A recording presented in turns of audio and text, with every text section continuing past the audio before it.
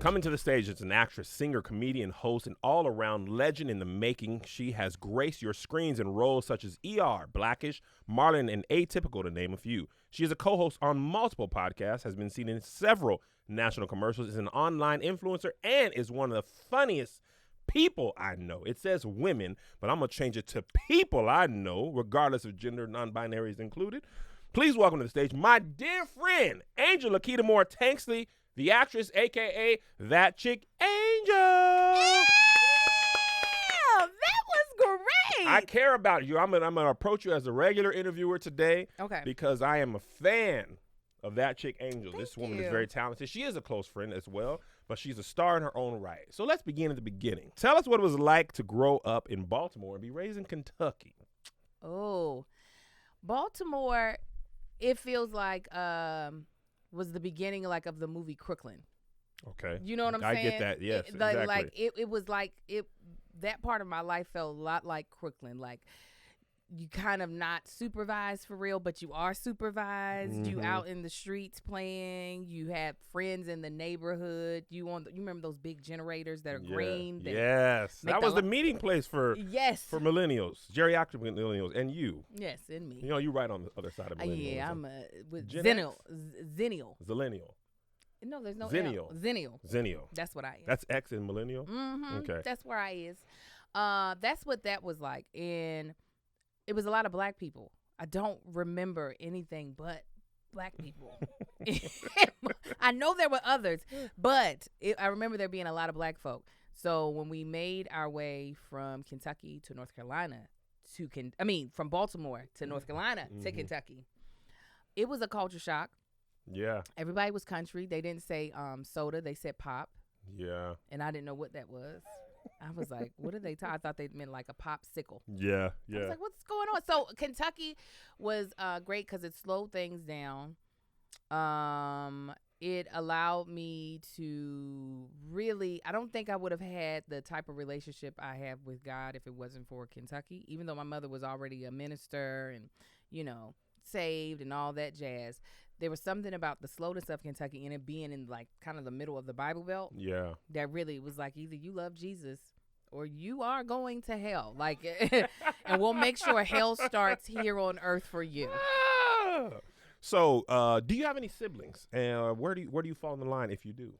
The siblings that I actually acknowledge are the ones that my mother made. Okay. And there's another sibling that I kind of acknowledge as well. But let's just talk about those. Okay. I have 3 older sisters. And so I'm the baby. There's 4 girls that my mother birthed. All right. So tell us about Angel as a kid. What were you like? Reserved, bubbly, outspoken? This person. As a child? Yeah, I was this person mashed with Amar. Really? Yeah. That's where he comes from. I thought that was more of your husband's temperament. That is my husband's current temperament. But my temperament of, if I don't want to talk to you, I won't. And I have a beautiful, beautiful skill that my son has picked up of being able to ignore you to the bitter end. I've been on the other end of that. Yeah, you many literally times. could be right beside him talking, and he'll he just is be like, he has no problem turning his back on the thing that he does not want. But I was always silly, always wanting to make my family laugh. That has been a consistent, because we moved around so much, people thought we were military kids. So I had to learn how to, even though it was uncomfortable, I had to learn how to make friends fast. yes. So that has made me very adaptable as well. So, but that wasn't, I don't think I would have naturally been that way had I not been put in the circumstances that forced me. I didn't want to not have friends. So it was just like, find the weirdo. I actually have the same reason. It was poverty plus the military. You move around a lot. Yeah. And you be the new kid all the time. You All be the like, time. hey, man, look what I can do. Will you be my friend? Tricks. Yeah. Yeah, absolutely. So when would you say that you knew you wanted to be an entertainer?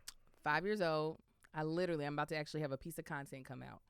It was watching The Cosby Show, and I'm redoing the scene that I watched on The Cosby Show. Mm-hmm. It was the episode where they did Heathcliff's parents' anniversary. The Rudy Ray Charles thing?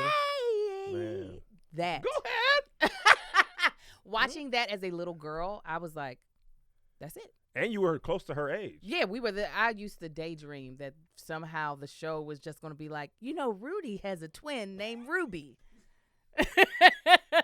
And they were just going to hire me and I would be on the show. They were going to go to Lexington, Kentucky and be like, here's... No, I was in Baltimore still. Oh, Baltimore. Yeah, I'd be like, I could do it too. I could do it. That's what it would have been. But yeah, watching that episode and watching Keisha Knight, Pulliam, my sorrow. Okay. Watching her do that, it lit me. I was like, oh, I want to do that. Yeah. That's what I want to do. From that moment on is when I knew I'm going to act. Okay. Now, is it true you and your sisters had a music group or you made music videos at the park? It wasn't my sisters. It was my best friend and my other very good friend who's her cousin. Our group name was Black Rose. We really thought we were going to go somewhere. We were actually recording cover songs in people's home studios. It was so funny. There was a dude. Her dad is the one who hooked us up with this one dude that was going to let us record. He was going to produce it. This man was trying to have an affair with me. Yeah.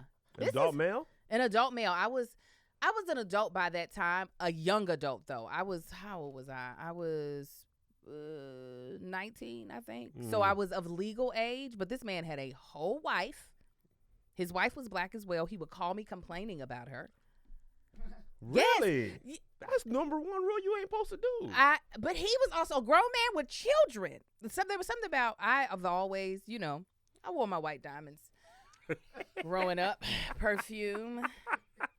I've always come off more mature, even though I'm a very silly, goofy person. I have always been very responsible. Yeah. So at about 16 is when older men used to be like just hella inappropriate, where I would have to be like, please leave me be. But yeah, he was one. But anyways, Black Rose, we didn't go anywhere.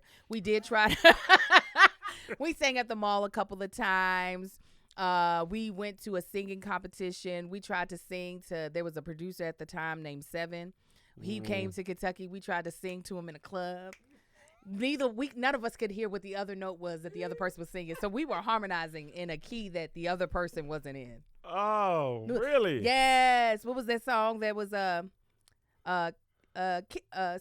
spread my whole life with his words. I mean, we were on spreading my whole life with his words. I mean, it was so, I was like, we're going nowhere. Oh man! So, what would you say as a kid? What was your first love? Because I know acting as an adult is your first love or your passion. But as a kid, what was it? Singing, acting, or dancing?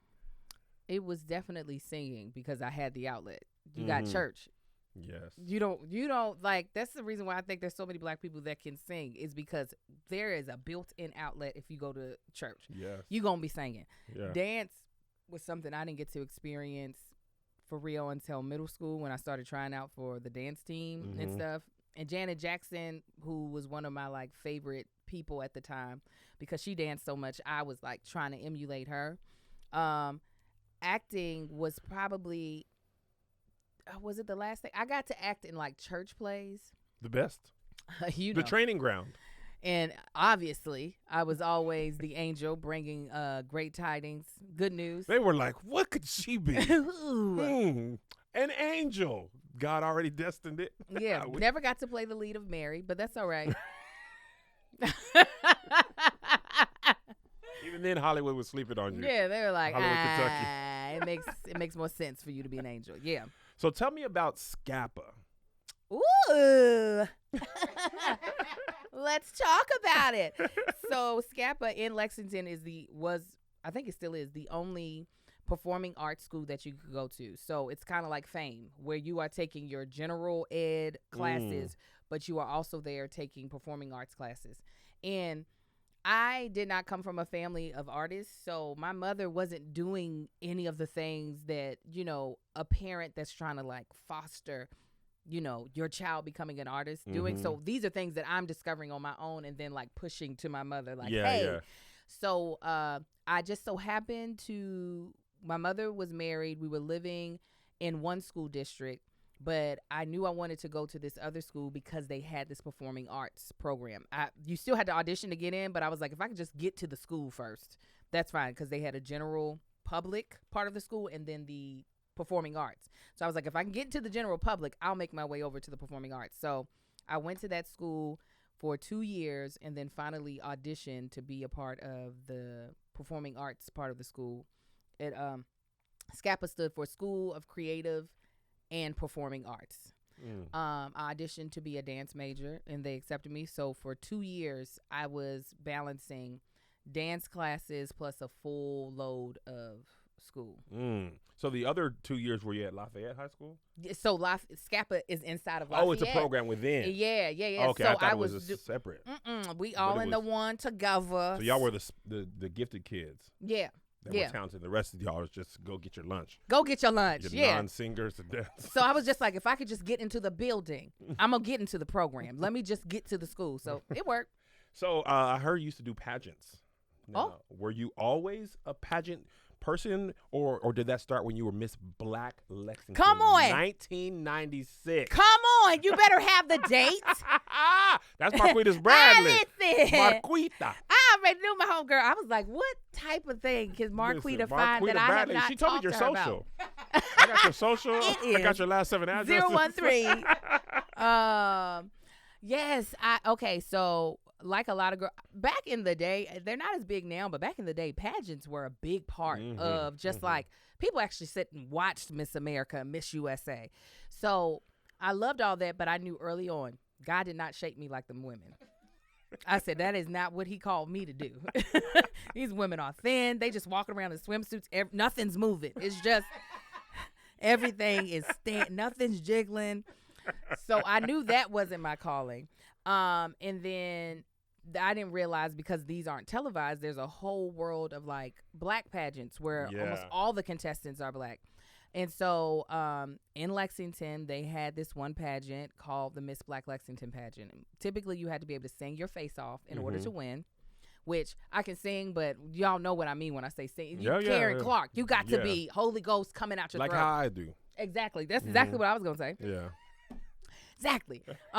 So I was working at this one black community center that a lot of the black youth used to work at in Lexington, and the director over the program was like, you should do Miss Black Lexington. And I was like, okay. And so he had to call my mama. My mama was like, my daughter ain't walking in no swimsuit.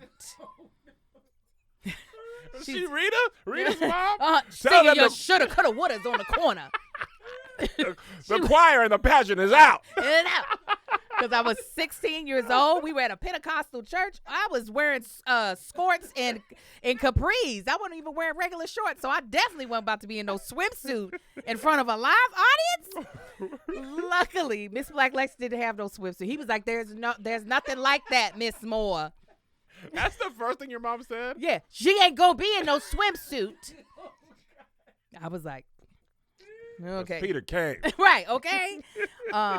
So it was interview. We had to do like, at the time, it was a really great process. We learned public speaking.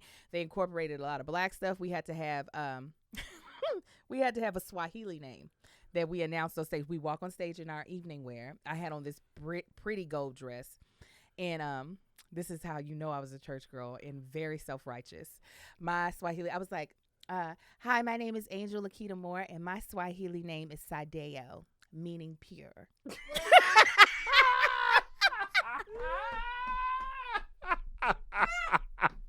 Yes, it was. And nobody touched this kitty cat, meaning pure. Yes, it did. Did you really look up what pure is in Swahili? They gave us a list of Swahili words in their meaning, and we got to choose. And it was like a long list. And I was like, pure, because I know what these houses doing. I know what every single last one of y'all. I know where you went to a couple of weeks ago, huh? Yeah. So I remember going against this chick. She is my soror who could sing her face off. And I was just like, I'm going to lose.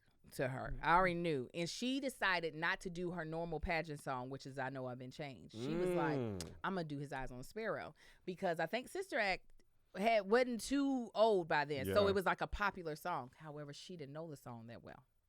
So I took her old song. I was like, there's I Know I've Been Changed. I was like, oh, okay. And so my mom's best friend at the time, who is a singer, she worked with me on the song so I could come up with like, and I was like, I can't just sing this song. No. I have to add some stuff to it because my voice is not enough.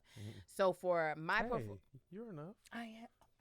I am enough. You got a whole brand that say that. Yes. I am in total, but the voice maybe not. But you know, black folk, they love some theatrics. So I, for my performance, had on like a raggedy like looking robe and like a hair scarf on. I looked like very like a beggar woman, right? With no piano, just a drummer, just a boom, cha, boom, boom. I walk out. I'm singing, right? And when we get to stepped in the water, right? Pull off the rag, right? You see these big chandelier earrings and my finger waves, right? And the water was going. Pulled off that ugly robe, had on a white robe. You let me tell you, them black people lost it. Chilled my body, right? That was a praise dance and a song. Oh, yeah. You did the Lord. Oh, yeah. I might as well have. King, worship. Jesus, yeah. They lost their mind to the point that at the end, I really thought, ooh, I am LaShawn Pace. So I said, I'm going to hit a note that I've never hit before. See, that's what happens. So in my head, I wanted to do the sign my name, but I wanted to belt it. It was a scream. It was,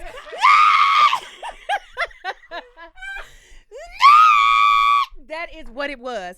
It was literally a cat scream. But by this time, they're already screaming and off their feet. I was like, whoo!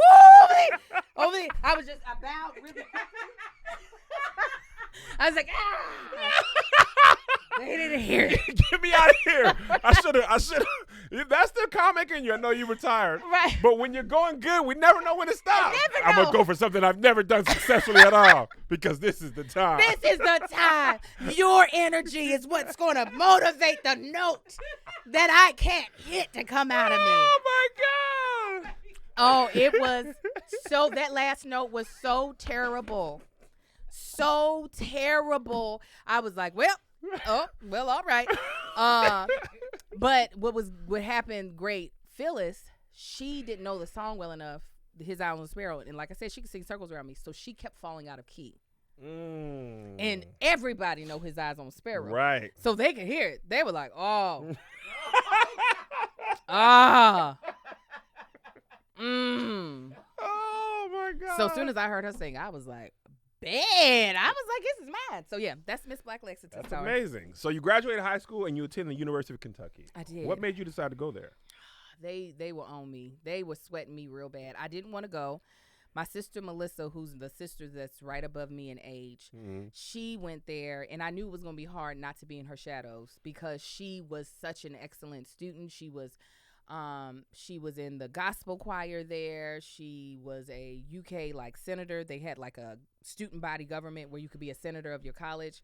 She was very, very popular, and I just did not want, like, because we're only 4 years apart, there are some people she went to college with that would be there when I got there. And I just wanted to have my own name. I didn't want, so I wanted to go to an HBCU really bad. I applied to TSU, and they sent me a bill and didn't even tell me I was accepted.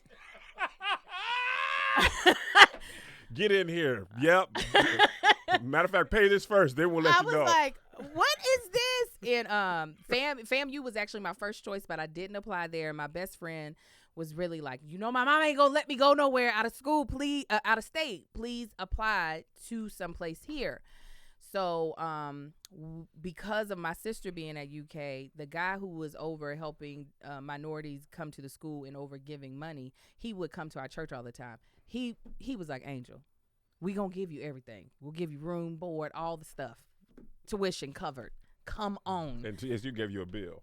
Yes. So you were like, Right. It became a thing of, why am I even forced to this? I can go to school for free. I can have a place to live. I can have extra money on top of that because they were giving me more than what I needed. I was like, more than enough. Come on. Yeah, Little did I know there were a lot of HBCUs that would have actually did the same based off of my SAT and ACT scores and grades. But UK made it so that I did not have to do much of anything. Got it. So tell me about Nancy Jones. That's good. You're good. That's you the best. You're good. That's why we got her. If she retires from the show is off. If she walks out this door, these cards, I won't be able to read them. Nancy Jones is the first person to ever believe in me. Oh. Ever. Oh, it's going to make me cry. She was my, she's still alive, so she's not dead, so that's good. Don't go for a joke. Feel those feelings in that moment. Don't deflect from that pain. Talk us through that. I am trying to. She was my acting teacher at UK. Now, UK is still a part of Kentucky, so Kentucky has its problems when it comes to race, especially in the educational system. So, like, trying to get in a play that spoke to black people, that spoke to you as a black actress, UK did not care. Nancy was like, oh, we gonna get your black tail is gonna be doing some stuff. So she really took me under her wings. We did projects that I could actually like put on my resume with pride and not be like, I'll never be the 65-year-old white woman. Why am I playing this role in a musical or in a show? Yeah. And then we became more like family. Like, I actually became, when she had her first baby, she was a little older in age. She had a lot of problems getting pregnant. Her husband, I'm also good friends with. So she was so nervous. And I was like, I'll watch your baby. So I would come over there every day during the summer and watch her daughter as her and her husband would work. So we're more like family. So, like, when we did the tour. Yeah. She came to the show. Really? Sat front row. Cried her eyes out. Oh, what was that like to see her? It was like full circle because she does. She's always thought, you have the goods. You have it. And oh, God. So every baby shower she comes to, oh, I love her. Little short, little white lady. Little Italian white lady with a big old butt. Yeah. And her husband, Herman, he's biracial, but he passes for white. So he's like, I feel like a spy. He's like, I know what they're saying in the rooms when they think we're not there. I was like, you do. Now, what are you saying, though? Yeah. But no, I love her to death. She's cool people. And I cried off my lash. I don't have eyelash glue. That's great. All right. We got an angel to cry. Cut it and snip it, Cam. Send it to me and I'll put it on the ground now. So talk to me about your first professional gig in New York City. This is with Nancy. So Nancy's husband was a playwright. He got a show in the New York Fringe Festival. They hired another actress. Nancy was like, she's terrible. She called me. I was working at a community center in Lexington teaching performing arts. And she was like, Angel, I know you're, working, but can you come to New York and do this show? And I was like, I will absolutely leave all of these black kids right here. They're not going nowhere. No. So I flew out to New York, and that was my first time working with like professionals. These were people who had Tonys, people who were currently on television, and it was difficult. I had to do a scene where I was supposed to cry, and that was definitely not in my wheelhouse yet. And I was like, oh my God, how am I gonna pull this off? That's when I knew I needed to go to grad school. Because even though my good was fire, my mediocre was trash. You know what I'm saying? Absolutely. And I wanted to be at a point that regardless of if I was having my best day or my worst day, that no one could really you still can't say that I didn't bring the goods. Yeah. And I wasn't consistent enough to be able to do that. So it was great. I got to work with this man named Arthur French, I do believe his name. And if you look in a lot of the old school black plays, he would be listed in the original cast. So he was like a living legend.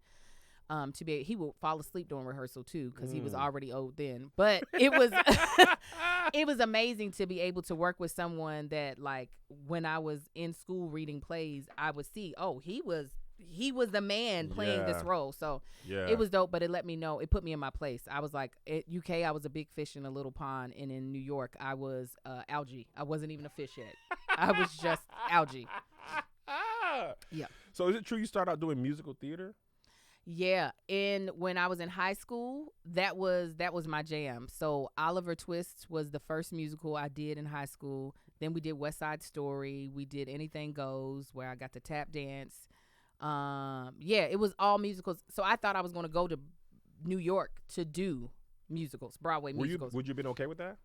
What you mean, like in life? Like if that was your path? That's what I thought. I wanted it to be my path. Oh, okay. That was what it was. And what really I think helped divert that was my now husband. I knew New York was not the place that we were going to thrive. It was going to be too different from Kentucky. And also, it's not that I just made the decision because of him. L.A. was more receptive to me just in general. So I was just like, I want to go to the place that I'm going to work the soonest. Got it. So do you remember any of those songs? Did you sing in those musicals? Of course I did. Give us just a little piece if you Who remember. will buy these wonderful roses? Such a sky you never did see. Who will tie it up in a ribbon and put it in a box for me? And then I think I said, my solo was, it's cheap at half the price. That was my one little solo. Everything else was the beginning. No, I sang the beginning, and everybody sang the beginning with us. But I got to say, it's cheap at half the price. That was my part. Yeah. So you leave UK, you go to grad school. Yeah. You finish grad school, and soon after that, you book a role in a television program called ER. Yes. ER. Tell us about the process of auditioning for that and what that meant to you. Let me tell you about God's favor. Okay, talk about it. Because that's what this was. At the end of my 3 years at UC Irvine, where I got my Master's of Fine Arts, we did a showcase. Showcase is when you as actors get to do short scenes to showcase your talent, your range. So I got to do 2 scenes, a comedic one and a dramatic one. Our classes, as far as in like first year, second year, third year, there's only 8 students. Okay. Right. So the showcase is small. We actually did our showcase with Harvard. That's how I met Denora Walcott. Oh, okay. I know her. We did our showcase in New York and in Los Angeles. You invite casting directors, agents, managers. At the one in LA was the casting director of ER. And my scenes were phenomenal. I'm not even going to lie to y'all. They were so good. The comedic scene was one of the funniest things I have ever done to this date. And the dramatic scene was just enough. It wasn't like, it was just enough to show, like, I got some of that, like, Regina King, ground your feet into the ground, say these lines. Yeah. So after the showcase, people would take generals with you, meaning they would just want to talk to you, get to know you because you're new. So he had me come in. And he was like, when I saw your first scene, I was like, oh, she's talented. He said, when I saw your second scene, I said, oh, she's special. And I was like, well, sir, thank you. And then he said the thing that used to piss me off, you've got, like, he said, when I saw your first scene, it was very like Wanda Sykes. And I was like, why does that bother you so much? Because I honestly have not found her very funny in most of the things that she's done. I do actually think she is funny. Yeah. It's just the work that like she gets hired in. I'll be like, y'all just have her phone in this end. This is not, so I'm not trying to talk bad about her. I do actually think she's talented and funny. It's just the work that I've seen her do. I'll be like, psh. He was like, when I saw that first scene, it was, he was like, it was, very Wanda Sykes. He was like, who would you like to model your career after? I was like, Regina King. I was like, her trajectory. And at the time, he already knew her very well. So he was like, who was interested in you? What managers and agents? I gave him the names. He said, oh, we can do better than that. And then made phone calls on my behalf. And had me sit in some really big rooms. I'm still with the people that, because of that meeting I had with him. But then he was like, we got 2 roles coming up on ER that I think you would be perfect for. He was like, but I want you to meet the producer and showrunner of the show. Oh, wow. So then I came back for another general meeting for them there. The reason why it worked out so well is that I don't have no sense. So I would say what was ever on my mind. It wasn't like very prim and proper. Like a lot of people tell you, don't lead with Jesus out here. Right. Jesus is with me in this room. You see him? You see him. And I remember coming up, it was like hot like this. Hot like it is in the valley to meet the producers and stuff. And I didn't know it was that hot because I've been riding up here from Orange County with the AC on. So it wasn't until I got out of the car that I felt Satan's asshole all over my face and body, right? So I get into this meeting. I was like, what is going on? There must be a lot of sin happening up here for it to be this hot. And so these people are looking at me like, she's saying this out of her mouth. And they're like, so what are you doing now for work? I said, well, I'm a camp counselor at this Jewish summer camp. And they were like, what are the kids like? I said, well, they're Jewish is what they're like. No, I'm in the room with 2 Jewish men and a white woman, black woman. They knew I didn't mean anything by it. So Janine Barros Sherman was the black woman that I met with. She created the character that I auditioned for, that they booked me for. So you did 3 seasons of that. Yes, I was only supposed to be on there for 1 season for like 4 episodes. Really? Mm-hmm. So they love you so much they wrote you in more? Yeah. That is not surprising though, at all. I try to make myself very pleasant to work with, very agreeable, and that place was like a family. And because I came in there with that type of mindset and I was delivering on what I needed to, they were like, put her in there, Simone. So after those 3 seasons, one could say that was the beginning of That Chick Angel. Yes. Right? On YouTube, she was born. Before we jump to that, do you remember your very first YouTube video? Yes, it is me pregnant with my eldest son. I was dancing after I just walked a 5K for AIDS and HIV awareness, and they were playing Beyonce's Single Ladies. And I had just learned the choreography, even though I couldn't remember all of it when I was dancing. But I was like, I'm going to do what I can remember. I just learned it with my friend Brescia and my girlfriend Tora. So Brescia's Web? Brescia's Web. Oh. She's the reason why I started my YouTube channel. Really? Mm-hmm. How did she encourage you? When I was pregnant, the way I would talk about my pregnancy, she was like, don't nobody talk about pregnancy like this. Mm-hmm. She was like, you need to put it out there some way, somehow. This is before we thought, oh, you put it on YouTube, they own it. So we were putting it up on other websites. It wasn't working. So then we were just like, put it up. We just go put it up on YouTube. Okay, so talk to me about Pretty Funny Women. Is that when you started doing stand-up? Yes. So I started doing stand-up right after I had my son. It was on my bucket list because I went to support this other dude. I wish I could remember his name. I think he still does stand-up. Hopefully he doesn't suck as much as he did when I went to see him. I went to support him, me, Brescia, and Denora. He was terrible. So were most of the people up there. Yeah. But I could still like admire the fact that they were willing to do this. Mm-hmm. And I said, I'm going to do it. And so I got them to agree to do it with me, Brescia and Denora. I said, by the time I am 30, I want to have done my own stand-up show. So we were just going to do an open mic. Mm-hmm. But then I ran into Kimry. Why am I forgetting? Kimry Lewis, and who is a stand-up comedian as well. And she hadn't done stand-up yet. We had did a play with each other. Well, when I met her initially, she wasn't a stand-up comedian. Well, then when I ran into her again, she was like, I do stand-up now. And I was like, yeah. She was like, I took a class. It's called Pretty Funny Women. You should do it. And I was like, oh, a class. Let's do that first. Of course. So I took a class from my good friend Lisa Sunstead. It was like a 6-week class. We put together a set. We were supposed to have maybe 5 minutes of material. My first show, I did a 15-minute set. Wow. And it killed. It killed. Of course it did. It was fun. It was a good time. That Chick Angel. Yeah. So have you ever done any impersonations? Have I? I have, but I'm trying to think of ones that I do maybe well. Wendy Williams, Cat Williams, or Wanda Sykes. Oh, yes. I have it where, oh, my God, I can't do them now, though. Those are ones that I have to warm up. Oh. I can't. If I could, I wish I could. One day. One day. One day. You'll get them. One day we're doing it. So you're doing stand-up at Flappers, the Laugh Factory, and the Comedy Store, to name a few, while also developing characters like the real Paula Dean and performing sketches like the Car Jacksons on your YouTube channel. Mm-hmm. Was that just like a creative outlet for you at the time? Yeah, I didn't know what YouTube was, but I knew I could put whatever I wanted to up there. So, and for me, not having a creative outlet is, I could easily sink into like a depression if I don't get out the like creative ideas that I have. So, it was just a way to be like, well, I'm a very silly person. Like I do have characters in my head that I'm just talking to sometimes, and not like in a multiple personality type of way, Angel. But in a like a little bit.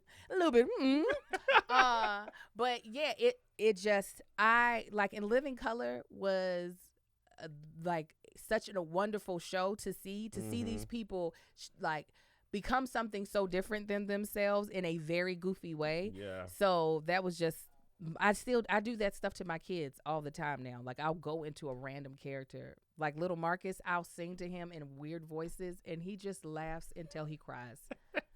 I love it. So how talk to me about creating content for platforms like One Word No Caps, The Mom's View, Awestruck. How did you get to that point? Because everybody on YouTube doesn't get to create on that level.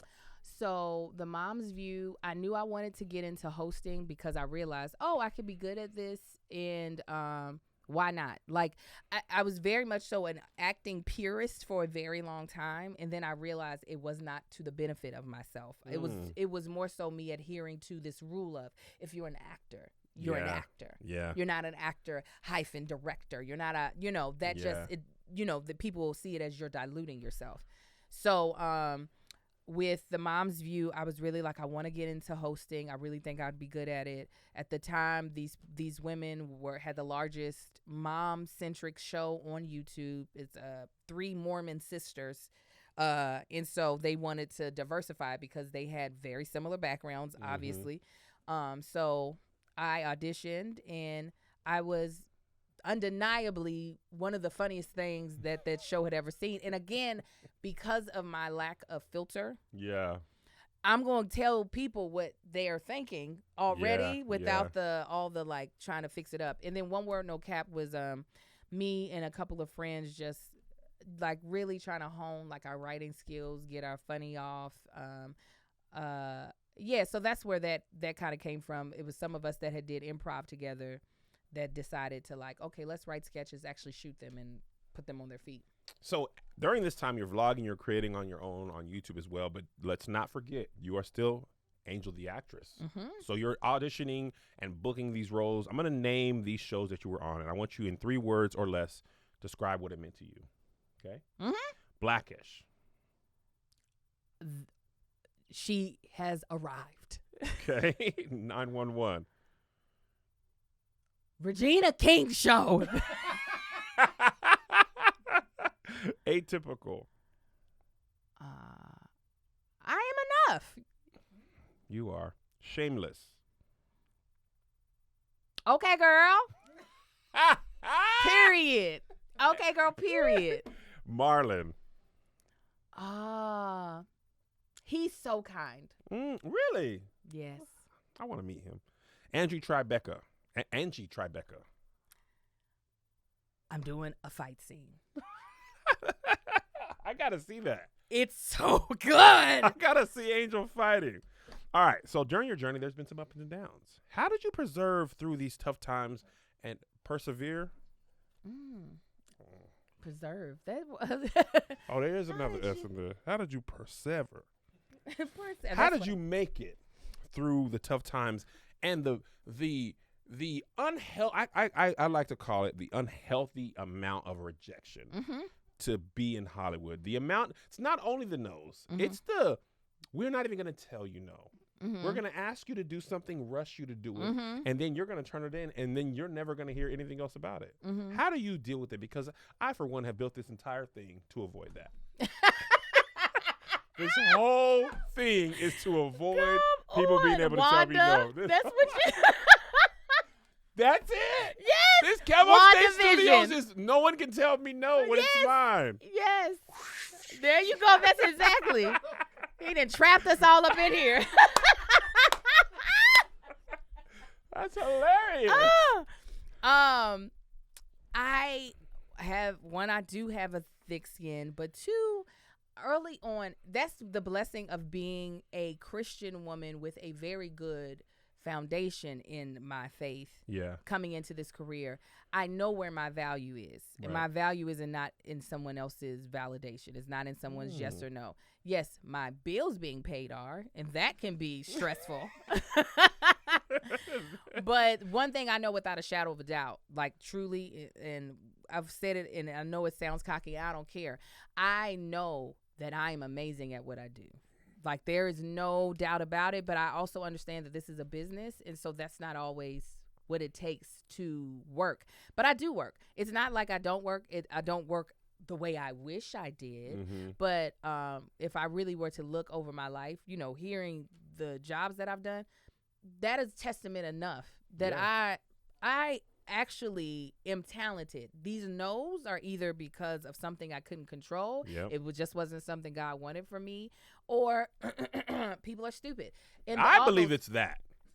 I really do. I be like, people are stupid. If they don't hire you, you could not hire me. I'd be seeing my audition tape back. I'd be like, I get it. But you, I'd be like, how they didn't get Angel? It's okay. And the thing is, there's a lot of us. I know I'm not the only one out here. I know that there are a lot of other Black actresses that are also very talented, experiencing the same situation, or sometimes rejection at even a higher rate, or not even getting in the room. Yeah. But at least I get in the room. I can see they respect the talent that's in the room, and what happens after that, it ain't none of my business. I respect that a lot. I won't take it. I'll take everything personal, but I respect the way you think it. Let's talk about your podcast division or side of your creativity. Yes. Let's first talk about Mommy Confessions. Was that your first podcast? No. Okay, Is This Going to Cause an Argument was my first podcast that I started 7 years ago with my husband. We didn't know what we were doing. I just bought a bunch of equipment. I had equipment that my stepfather had given me randomly to sing in, and I was like, these are now podcasting mics. Marcus was willing to do the content with me. Once he kept seeing, like, people kept suggesting, you all should do a podcast. He was like, no one listens to those. It's because he doesn't listen to podcasts. I was like, if he doesn't, surely no one on earth does. I have to sometimes be like, that's you, old man. There are people who listen to stuff. We never knew what we were doing, ever. And consistency has, for the longest time, wasn't my strength. So that's where I started. And then once the Mom's View went away, which was the show I was doing with the Mormon ladies and my good friend Sharzad, I still wanted that there was something beautiful about the conversations that I was having with these women. And I wanted to continue to have conversations with mothers of different walks of life, just as a tool to allow people to see that they are not alone. Yeah. That even if you're not seeing this person in the space of, like, influencer, there is a mom who has lost a baby after having stillbirth. There is a mom that has, been an empty nester, not knowing what she needs to do. And that was the purpose behind having Mommy Confessions as a show. But no, Is This Going to Cause an Argument is what started. Okay. And in the middle of the pandemic, you joined Kev on Stage on a podcast called Here's the Thing. Mm-hmm. What was that like from your point of view? From my point of view, I was like, what does this man want?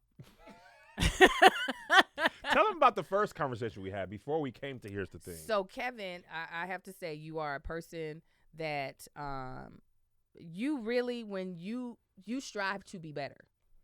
I be telling my wife that all the time. You do. I see it. I see the effort. And so when Kevin had heard about intersectionality, Kevin was like, because they were a good old boys club. You, Tahir, and Tony, it was like, that's it. No girls allowed. Except for my wife, because she's got to be here. He was like, I want to know how I can amplify your voice.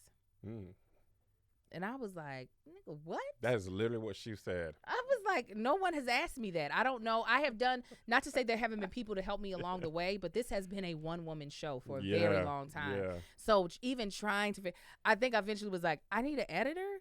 Like, that was the biggest thing. I was like, I don't know how to.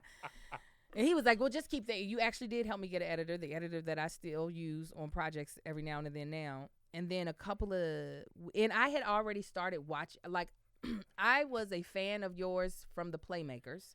And I was like, I would slowly tap into your content here and there. Mm-hmm. And then All Deaf, I didn't really watch like that. But then I would see your, like, your content by yourself. And I was like, he's actually really funny. He is. You were. So then when we started working together, I was like, oh, he's a nice dude. Like, oh, that's dope. Like, for real. I was like, that's dope. Right. And so then when you were like starting your new podcast, Here's the Thing, and you were like, hey, will you host? And I was like, okay, all right. And I was going to do it for free. She sure was. I do so much stuff for free. She sure was. My content most of the time. I did this for free. This cost me money to do. I was willing to do it for free. He was like, no, I'll pay you. That's when I realized I'm doing something wrong. I I am doing something wrong. He can pay me and he can pay me well. What am I doing wrong? Because I am doing stuff and I can't pay myself. So yeah, I did. And you know what, Kevin? I didn't realize how big of a deal it was because like I said, I was a fan of yours, but more peripheral. I wasn't like the stage crew. I would not say that I was like, I'm going to absorb everything he makes, right? So I didn't realize how big of a deal it was until I got on the show. And then I was getting text messages from everywhere. You, Angel, why didn't you say something? Why didn't you tell us you going to do the podcast with Kev on Stage? I was like, because it's a podcast. Like, you don't get paid from podcasting. It's just we're talking into microphones. Little did she know. You know what? Like, we had just started getting paid for my podcast when the pandemic hit. So I was just like, I did not know how big of a deal it was, which was great because it allowed me you got to see the real me. Oh, man. I remember the first conversation we had before the first episode. She was like, now, Kev, which version of me do you want? I could be a tempered version. I could let you get all the shine, or I could be my full self. And I was like, your full self. And I have regretted that. Because I said, you want me to be, what's that white dude with the black woman? Howard Stern. Yes. He's like, do you want me to, I think her name is Robin. Yeah. You want me to be Robin, like a sidekick? And I was like, no, I want you to be a co-host. Because I understood your brand, and I wanted to make sure, like, listen, I know what this is. Like, even though I didn't realize the podcast was a big deal, I knew you were a big deal. Right. So I was like, I ain't about to listen. I ain't trying to ruin your brand, and this is your show. This is your platform. What you want me to be? He was like, you. I was like, okay. I didn't know how much you there was. But It's a lot. When the Unruly Cousins get to going, there's so much we could do. It's so good. It is I needed you to be you because I was doing it alone for a month or so. And I remember, I tell the story all the time. I don't care. I had done this act out. And I went so hard. And it was funny. Don't get me wrong. And I remember looking up at I was pushing my head, muscles up, my head, meat muscles up. And I looked up at Josh. I was like, how much time left? He was like, you're only 20 minutes in. I was like, I mean, literally at that moment, I was like, I got to get some help. The fact of the matter is at that moment is when I realized how hard it was for you. I was watching that episode, and I remember how much energy you were putting out that early in. And I was like, this is not sustainable. No. This is like sprinting for an hour. I was. And you know, the way I'm built, I ain't going to be able to do it. I ain't going to be able to do it. So you do all these things. You got podcasts, you audition, you booking, you're a mother, you sell merch, you do the Mocha Mom stuff. I mean, you edit your own stuff still. I know. I'm trying to stop. I mean, you got reels you and Marcus make. I mean, just hilarious. Marcus is very funny, and I love that he's coming to his own. But with all that going on, you still decide to do a mentorship program for other women. How did you decide to add that to your plate when your plate was already a lot? Tabitha Brown. It's you know what? I interviewed her at the top of the pandemic because I knew. I said, "Oh, she about to be out of here. She's skyrocketing. She hadn't even hit 1 million on Instagram yet." But I was like, "Oh, you're about to be." Yeah. I said, "I know I ain't gonna be able to get to you," and she was like, "Girl, you right." And I was like, so when I interviewed her for Mommy Confessions, I asked her, how did Very Good Mondays come about? And she was just like, you know, God has blessed me with this platform, and how dare I not use it to bless other people? And I was like, oh my God, you're right. You are right. And so I really started contemplating, even though my mentees, it's not like a close mentorship. I watch their stuff and then I like try to give them notes every now and again, like of just advice. And then we do some one-on-one work. But I really started to like meditate and pray on it. And I was like, you know, I might not be where I want to be in life, but I can't deny how blessed I am to do what I do and to be paid for what I do. And I was like, how can I be of better service? That's the part that I felt like I know I'm of a service by bringing joy, but I was like, there's something else though. Yeah. So that's, I have such a passion for moms, for women. And so I was just like, I knew I didn't have anybody giving me any advice. Like I wanted someone to just take me by my hand when I started doing online social media stuff, there was no one. And so I was like, you know what? I want to be a tool. So if somebody has a question and they really just need someone to help give them direction, that they can come to me and I will give it to them. And people kept asking me in my DMs to mentor them. And I was like, let me just do this in a little more organized way. Right. So that's how Mama Likes Mentee came about. So we're running out of time here because you have somewhere to be in relation to Hollywood. So the next couple questions I want you to answer, but quickly, so we can get to Kev's top 10. Okay. All right. What would you say is your purpose? My purpose is to bring joy to as many people that I come in contact with. Doing great. Is there anyone you haven't worked with that you'd love to work with in the future? Regina King. I did 911, but we weren't in a scene together. Okay. That or Maya Rudolph. Ah, she's very good. I have a movie in mind for her. Yeah. You could have that. 100%. She does.